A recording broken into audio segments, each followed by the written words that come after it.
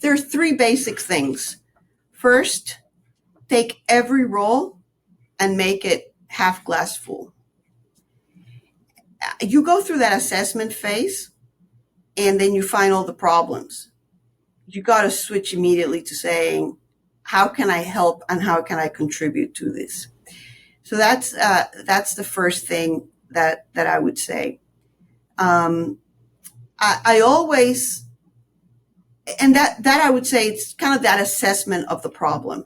And I go into saying, you always have to understand the problem. So I'm moving into two, create a vision and rally your team around that. And that's, you would do that whether you're a CFO or whether you're taking on any other new role.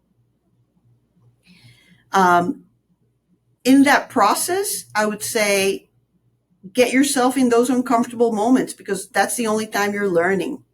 And those are the moments when you go and state that problem, create that vision, break it down and rally the people. And then the third thing I would say is don't underestimate the power of your network. And I'm sure we'll talk more about the network here in a second. But reach out and have the confidence to say, I don't know it all. And I want to reach out for an advice, or I need a sponsor, or I need just coaching, or at the end, being development oriented is probably the number one thing that you have out there. I think the moment you think, hey, I got my new job, I'm at the top, I know it all, I'm going to tell you, you're going to fail at that job.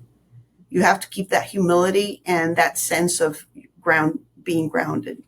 And so I go back to those foundational years at GE, and that's really, I would say 80% of my network, even today, almost 30 years later, stems from those relationships.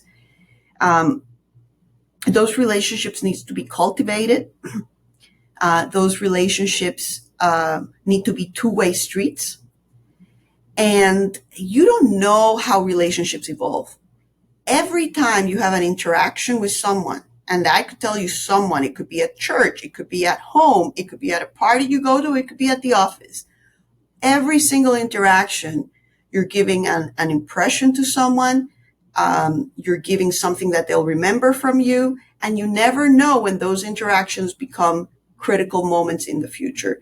And I say this to the youth a lot now that I have older kids. Take every one of those and make it very meaningful. And how you make them meaningful is by connecting with the person. It's not just sharing something about what's happening. It's having a personal connection. And the reason why I say personal connections matter is because many people meet a lot of people along the way.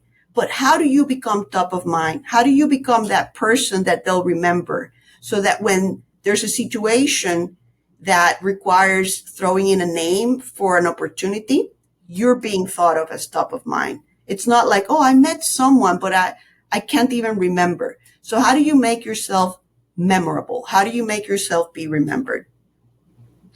And then comes, of course, the sponsors and the mentors. And there's many mentors, but there's very few sponsors.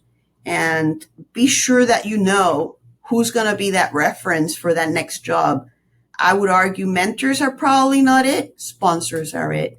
Who are the people who are willing to stick their neck out for you?